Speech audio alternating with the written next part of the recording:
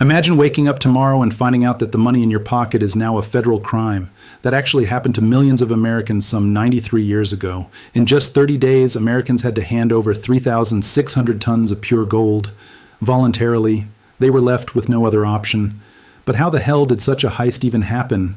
Why did nobody say anything? To understand this robbery, you need to understand what money used to be. 1933, the United States of America. The U.S. lived under the gold standard. This started in 1879. Then, a dollar was not just a piece of green paper, it was a receipt. You could walk into a bank, hand them a paper bill, and they'd have to give you a specific amount of physical gold. The government couldn't just print money whenever it felt like it. If they wanted more dollars, they needed more gold in the vault. Americans loved this. It meant their money had real value. You could put a gold coin in a jar, bury it for 20 years, dig it up, and it'd still buy the same amount of bread. People kept gold at home like we keep cash in our wallets today. It was the ultimate safety net. Then came 1929. The stock market crash triggered a chain reaction. The economy shattered. Banks started closing their doors. People panicked. They realized their paper money might become worthless if the bank failed. So everyone ran to the banks. They demanded the gold. By 1933, the situation had become a nightmare. The Federal Reserve was watching its gold reserves melt away every single day. Tons of metal were leaving the vaults and going into private pockets. If gold were to run out, the entire American economy would collapse. Then Franklin Delano Roosevelt stepped in, having become president in March of 1933. He looked at the empty vaults.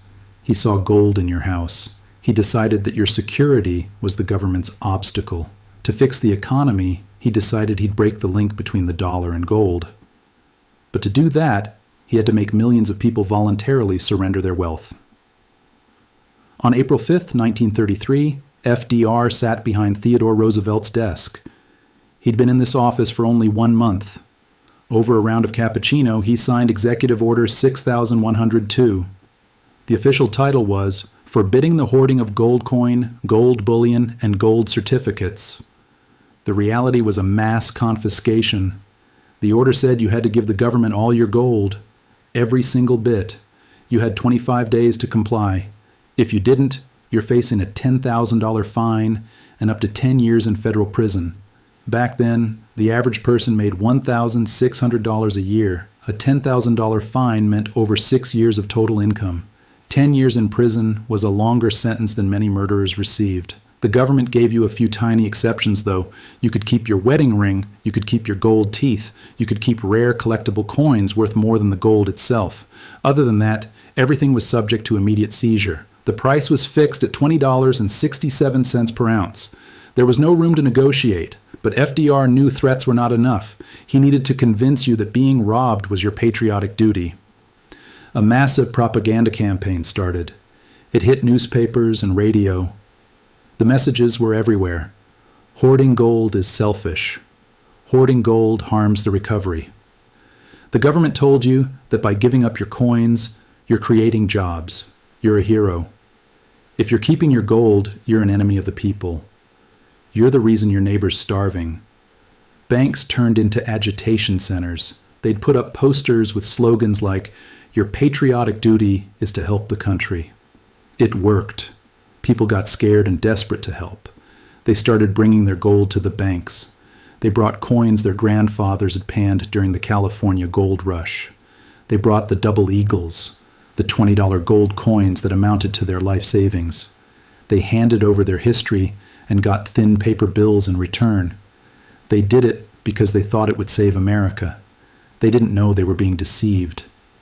If this story shocks you, you need to see the numbers next. The government didn't just take the gold, they flipped it for a huge profit. Hit the like button and subscribe if you haven't already.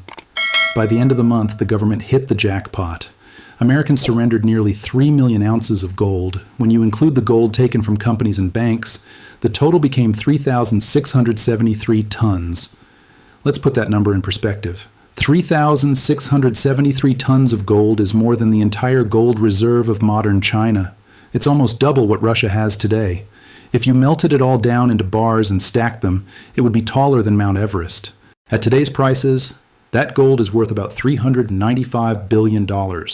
You could buy every house in San Francisco 3 times with that money. On January 30th, 1934, the government finished collecting the gold. Once they had it all safe in their vaults, FDR signed the Gold Reserve Act. Overnight, the government changed the price of gold. It went from $20.67 to $35 an ounce. Think about that. You sold your gold to the government for $20 because they forced you to. A few months later, that same gold was worth $35. The government made a 70% profit instantly. They made about $2.8 billion on that trade. In 1934, the entire federal budget was $6 billion. That means the government paid for almost half of its yearly spending just by taking gold from its citizens and changing the price. It was a massive transfer of wealth from the pockets of the people to the pockets of the state. While you held onto paper bills that were losing value, the government sat on a pile of gold that had just jumped in price. But not everyone obeyed the orders. What happened to those who didn't? Did they really go to jail? A businessman named Frederick Campbell decided to stand his ground. He had over $200,000 in gold bars. He refused to hand them over. He hired top lawyers. He sued the government. He argued that the Fifth Amendment protects your private property. It says the government can't just take your stuff without fair pay. His case went all the way to the Supreme Court in 1935. This was the last hope for American gold owners. The court made its decision. They ruled Congress has the power to regulate money. They said the government can do whatever it wants with gold if it thinks it helps the economy. They legalized the robbery. Campbell lost everything. The stress was so bad he had a heart attack right there in the courtroom. The government used Campbell as an example. They let everyone know that resistance was useless.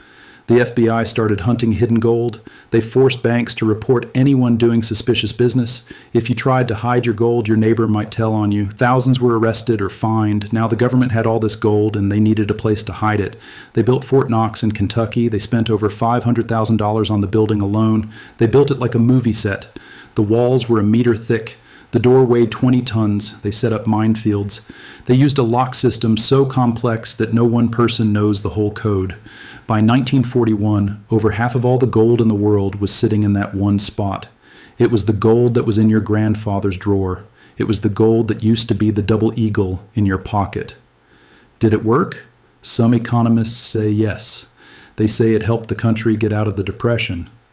But it came at a high price. The government broke its promise. It told its people that their property wasn't really theirs if the state needed it more. Today, that gold is still supposed to be in Fort Knox. The government says they have over 8,000 tons of it. But the problem with that statement is that the last full public audit took place over 50 years ago, in 1974. We are told to trust the system, even though history shows that sometimes the system betrays that trust. The government that once deceived its people out of thousands of tons of gold is the same one telling us it's all still there today. What do you think? Do you believe the gold is still at Fort Knox, or is the vault empty? Drop your thoughts in the comments. If you want to learn more about the hidden truths behind financial systems, subscribe, and don't forget to hit that bell. Don't let history repeat itself. Stay informed, stay well. See you soon in the next one. History does not just repeat, it rhymes. So make sure you are listening for the next Money Echoes. Subscribe, and I will see you in the next one.